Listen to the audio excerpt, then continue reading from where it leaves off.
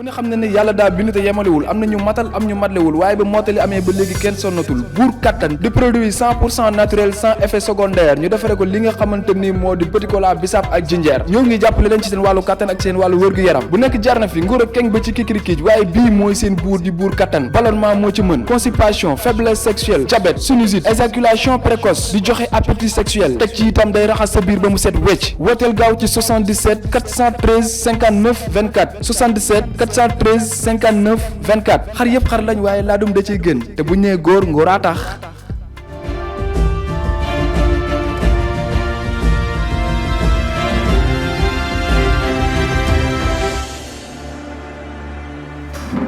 di remercier docteur Babacar Diop ak FDS ci seetsi gi ñu seetsi tey ak yéeg-yéeg bi ñu am ci ñun ba tax ñu ñuy boole ci seen yitte. FDS nag dafa di kuréel goo xam ne bëri na lu ñu bokk ak ñoom dafa di kuréel goo xam ne nuru na trop ak Pastef nuru na trop ak FDS naam lenn ci FDS particulièrement ki ko jiite mën nañu wax ni moo ñu jiitu ci langue politique bi waaye ñoo bokk génération muy benn bokk yéeg-yéeg ak gis-gis ci réew mi moo tax du surprise su dee ku mel ni Mamadou Dia boole nañu di référence ci ñun di référence ci ñoom waaye it ñoo bokk ci wàllu doxalin ni ñu gisee ni nii la ñu war a doxalee politique ci Sénégal kon jàpp naa ni suñu bopp la ñu dalal fii tey ci waxtaan goo xam ne waxtaanu déglu la d'abord pour gën a xam li wundu mbir mi waaye waxtaanu apporter suñu soutien inconditionnel à nos amis du FDS. Donc damay commencer par féliciter waa FDS parce que li ñu def dafa am solo man dama jàpp ni ñun ñëpp dañ leen waroon féliciter parce que dañoo dem ba war a taxawal kuréel parti politique ñu def effort de recherche parce que loolu daf ci am solo effort de recherche boo xam ne dañoo dem seet ci suñu histoire ci suñu aada dem creuser fu xóot a xóot pour tànn ci loo xam ne dinañu delloo ci suñu bopp loolu dafa am solo parce que jàpp naa ne bu ñu jëloon benn tur rekk ci nasaraan coow li lépp du am waaye dañoo def effort de recherche dem génne loo xam ne valeur la ci ñun ñépp nag ñun ñépp parce que dañoo am ci suñu histoire loo xam ne dañ koo yaroo màggee ko damay wax Sénégal en tout cas sénégalais suñuy maam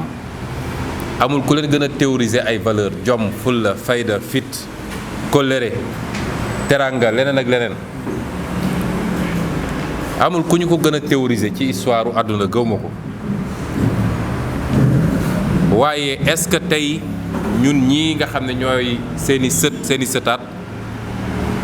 ñoo ngi koy dund ak ñoo ngi koy dundal question boobu kenn ku ne ci ñun mën na cee tontu bokk nag ci ñu koy dundalee mooy ku toll ba war a sanc loo xam ne lu ñëpp war a xam la naam mën nga jël lenn ci nasaraan waaye góorgóorlu dem seet ci suñu cosaan suñu aada suñu histoire loo xam ne mën na koo màndargal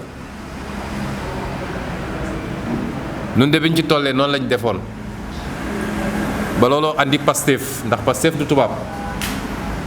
te ba ñuy tànn dañoo njëkk xalaat ba taxawal Pastef doog a xool nag benn lettre bu nekk lan lañ ko mën a màndargaal ci nasaraan luy symboliser suñu combat looloo andi patriote bu njëkk ba sénégalais du Sénégal léegi patriote africain du Sénégal pour le travail l'éthique et la fraternité bu nekk nag di valeur bu am solo boo xam ne dafa bokk ci suñu combat waaye balaa ñuy dérouler ci français dañoo njëkk a ut ab baat boo xam ne jàpp nañ ni baat bu am solo la boo xam ne soit ci suñu cosaan suñu aada wala ci li muy signifier dafa di baat boo xam ne koo ko wax rek war na am lu mu def ci moom ci lu jëm ci lu baax. ñoom loolu la ñu def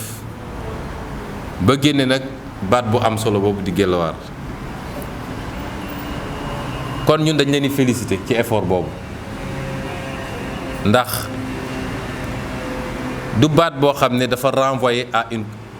à une logique politicienne strictement mooy nu may def rek ba jël nguur gi rek du baat boo xam ne day renvoyer ci loolu rek mais baat la boo xam ne daf ñu bëgg a renvoyer à des valeurs très fortes yoo xam ne ay benn xeetu nit ci société bi boo xam ne mënoo ko askanale ci waaso bi walla ci waaso bële moom wax na ko léegi dama ko doon tooñ ne ko Babacar am na ethnie bu bees Sénégal waaye ethnie boobu liy jafe-jafe mooy mënoo joxoñ kenn ne kii mooy Guelwaar bi saal bi de fii wóor na ma soosee ngi fi joolaa ngi fi olof a ngi fi séeréer a ngi fi pël a ngi fi mankaañ ñëpp a ngi fi waaye soo ne woon Guelwaar Sénégal kan la ñu mën a joxoñ ne kii mooy Guelwaar ñun ñëpp ñooy dajee ni ñun ñëpp Guelwaar lañu parce que valeur la du ethnie kenn du nangu ñu génne la ci Guelwaar yi fii am na parti yoo xam ne nañu ay républicain lañu mais est-ce que am na ku nekk fii koo xam di nga nangu ñu ne la yow doo républicain am na parti yoo xam ne nañ démocrate lañu est-ce que am na ku fii nangu ñu ne ko doo démocrate am na parti yoo xam ne nañ patriote lañu est-ce que fii ci salle bi dina am ku nangu ñu ne ko yow doo patriote kon su ñu ne woon Guelwaar ku xam signification bi rek yaa njëkk a fëgg sa dënn ne man Guelwaar la kenn mënu koo askanale benn xeet kese ci biir réew mi walla benn waaso moo tax c'est ridicule il faut que ñi ñu jàkkaar lool wax ñu ban waaso mooy Guelwaar ak fan la ñu nekk ci Sénégal ak ñaata lañu ci lim nuñ mel il faut ñu wax ñu ko parce que man maa ngi doog a dégg nag ethnie bu tudd Guelwaar au Sénégal maa ngi koy doog a dégg kon ñu ngi leen di féliciter ci effort boobu di leen wax ni di ngeen am suñu soutien total et absolu dans cette lutte parce que dafa am yoo xam ne xeexu principe la mënoon nañ ne lii waruñoo tardel ñoom mënoon nañ ne lii waruñoo tardel kon nañu bàyyi Guelwaar bi rek ñu jox ñu suñu récépissé léegi ñu dem def suñu politique mais dafa am xeex yoo xam ne c'est des combats de principe te dafa am solo parce que benn yooyu ngay bàyyi mooy tax nit ki gën a mën a dëkk ci li ñuy wax abus de pouvoir mooy jaay doole gu tegul ci yoon jaay doole gu tegul ci yoon nag mooy li ñu gën a wën a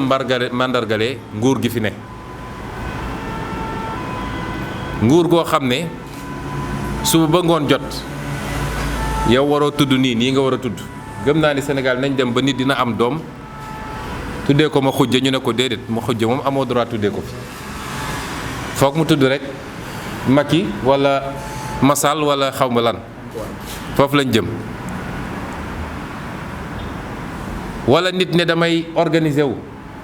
soxlawu ma xaalis bu jóge ci bitim réew soxlawu ma ay lobby yu ma jox sénégalais yi ñu bëgg nañu dajal lu ñu am joxe nga ne du fi amee kenn du cotiser dem naa dañ suñu logique woon nag dinañ dem ba ne daayira yi dootuñu cotiser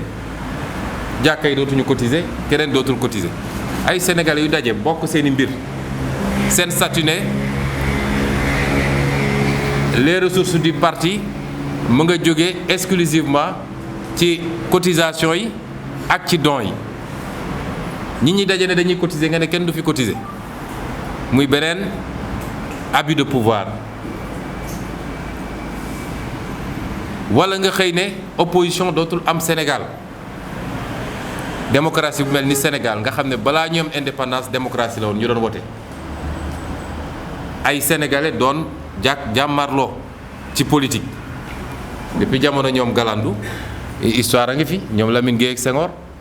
ñoom Galandou Blaise Diagne boobu amaguñu indépendance di dox ba am indépendance parti unique am fi ñu dox nit ñi xeex di xeex clandestinité ak yeneen ba Senghor bi fi newoon xam ni loolu mënatul wéy mu ubbi ne démocratie léegi bien que c'était limité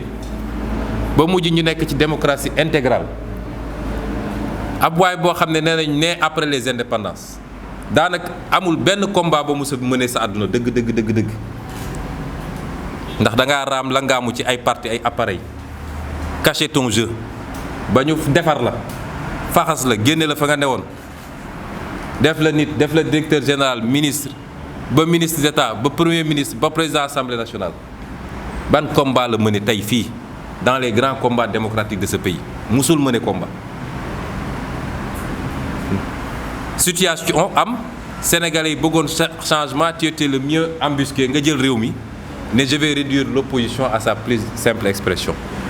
ñàkk humilité weesuwul loolu ak ñàkk xam-xam nag ndax ku xam tuuti peuple sénégalais di nga xam ne du peuple bu ñuy tënk ba war a mun a am benn parti unique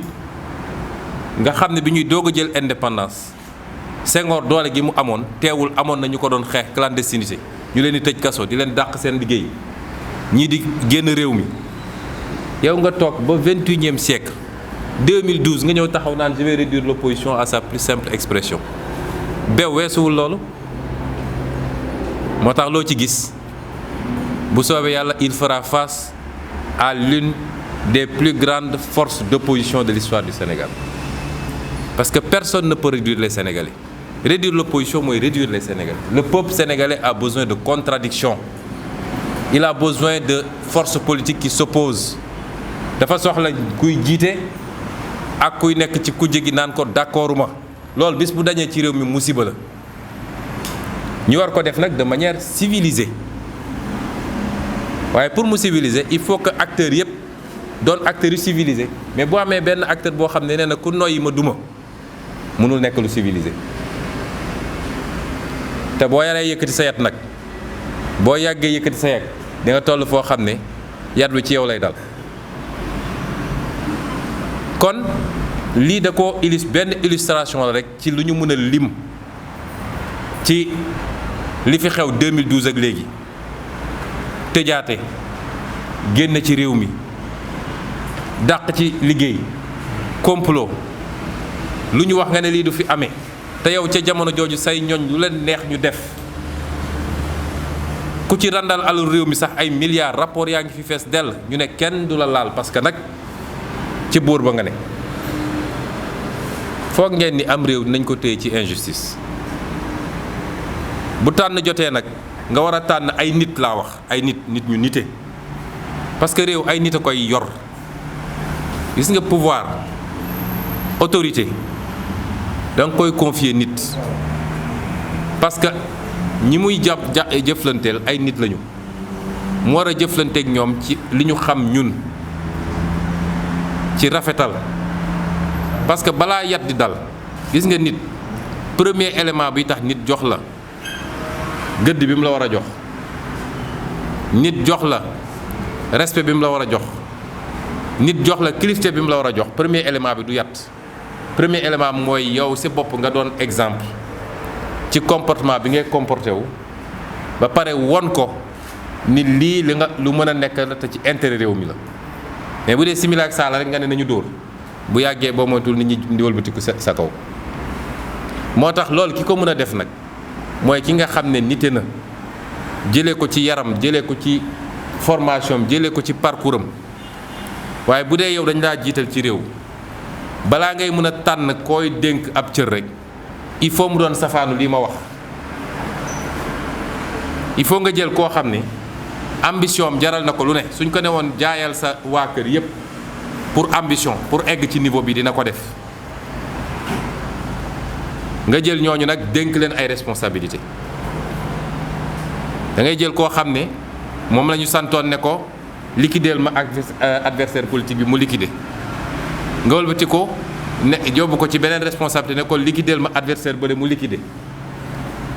ñooñu ngay jël nag parce que ñooñu ñoo la arrangé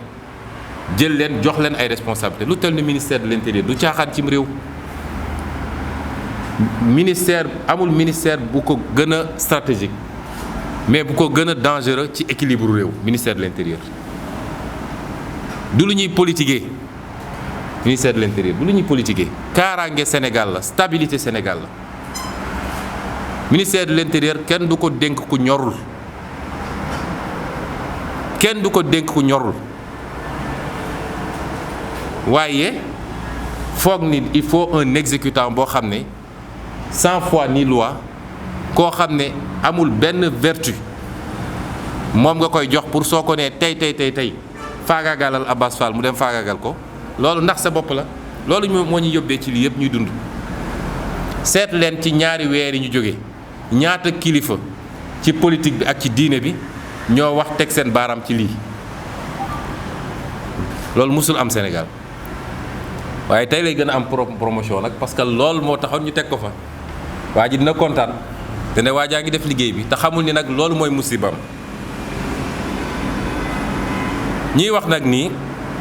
réew kenn du ko yor ci doole ak jaay doole,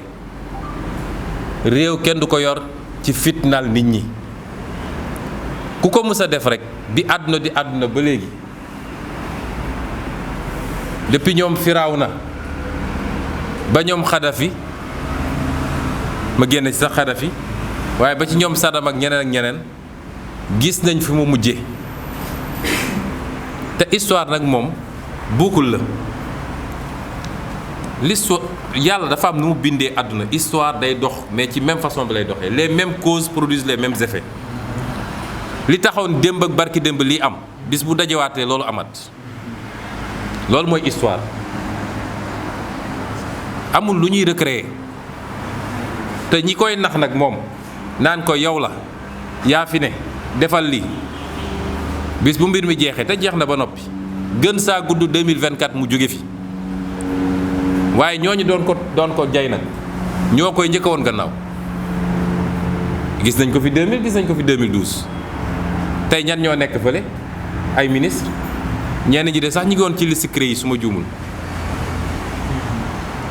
ñiy jay buur naan ko yow a defal dóoral bis bu mbir mi wëlbatikoo ñoo koy njëkk a wor. dina wéet trop ak boppam. moo tax nañu delloo ci seen xel. gis nga Sénégalais yi seen yitte fi mu ne nii du ay gelwaar ak ay Pastef ak ay.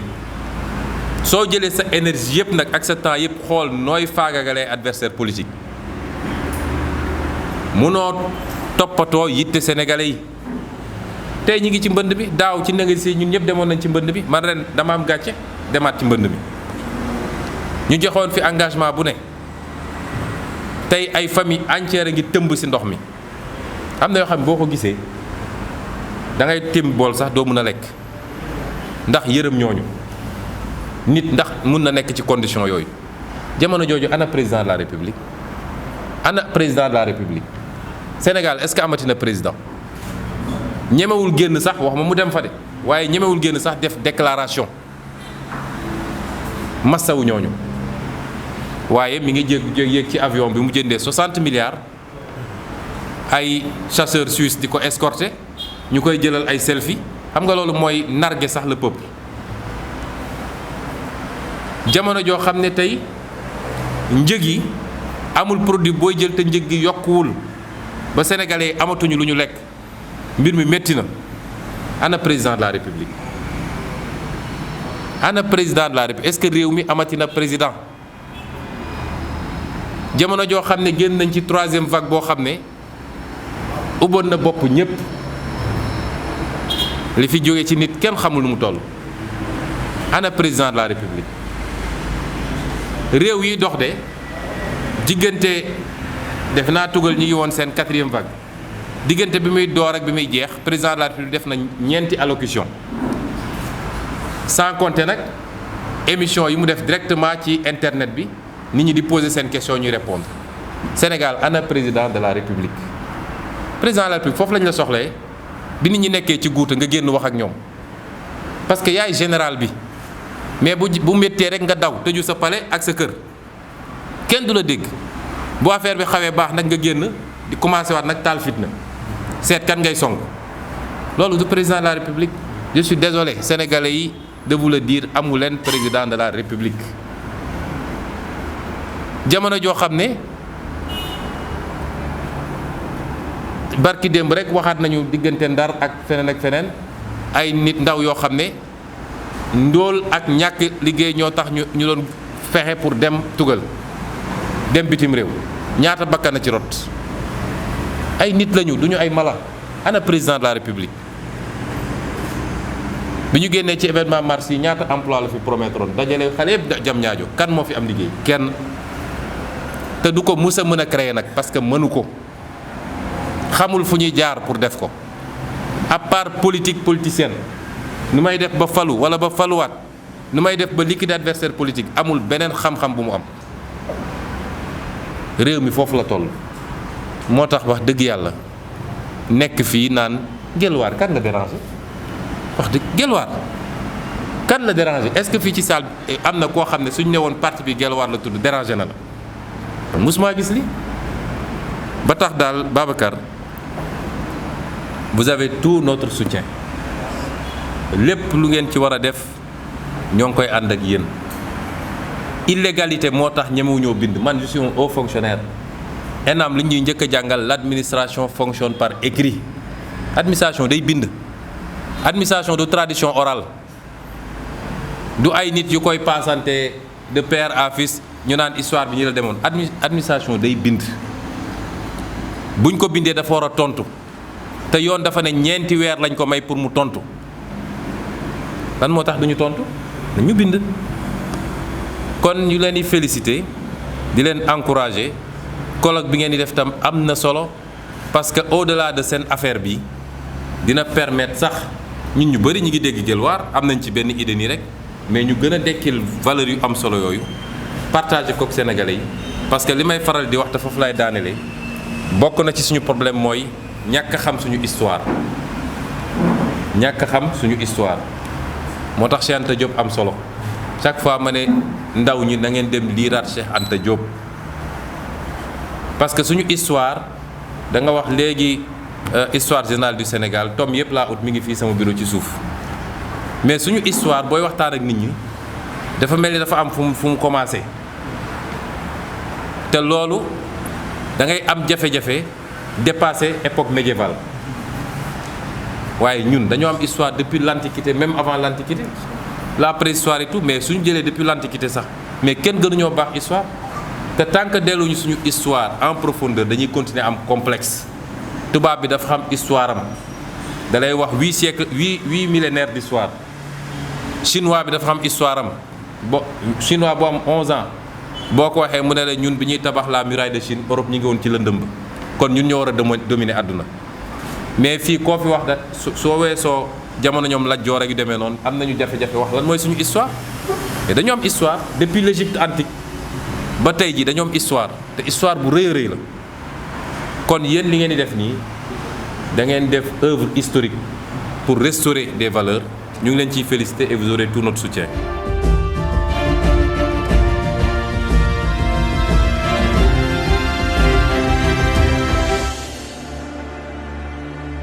ku ne xam ne ne yàlla daa bind te yemalewul am na ñu matal am ñu matlewul waaye ba mottali amee ba léegi kenn sonnatul buur kattan di produit 100% naturel sans effet secondaire ñu defare ko li nga xamante ni moo di petit cola bisaab ak jinjeer ñoo ngi jàppale leen ci seen wàllu kattan ak seen wàllu wërgu-yaram bu nekk jarna fi nguur ak keng ba ci kikirikiij waaye bii mooy seen buur di buur kattan ballonnement moo ci mën constipation faiblesse sexuelle diabète sinusite éjaculation précoce di joxe appétit sexuel teg ci itam day raxas sa biir ba mu set wecc wooteel gaaw ci 77 413 59 24 77 413 59 24 xar yëpp xar lañ waaye laadum da ciy gën te bu ñu nee góor ngóoraa tax